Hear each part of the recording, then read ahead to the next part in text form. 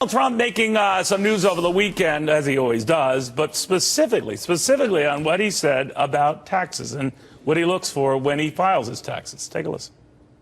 You know what? And I've said this many times, so it's not exactly breaking news. I pay as little as possible. I fight like hell to pay as little as possible for two reasons. Number one, I'm a businessman, and that's the way you're supposed to do it, and you put the money back into your company and employees and all of that.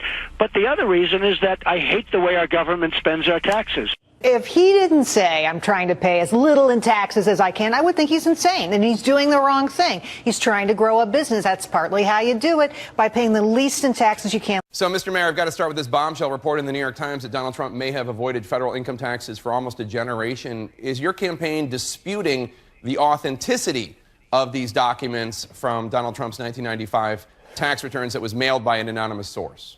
Well, all I have is the New York Times story to go by, so let me comment on it as if it's true. First of all, what you failed to leave out of what you said, and it's not your fault, it's the New York Times' fault, is that this is perfectly legal. And the Times makes that point about 26 paragraphs into the opinion.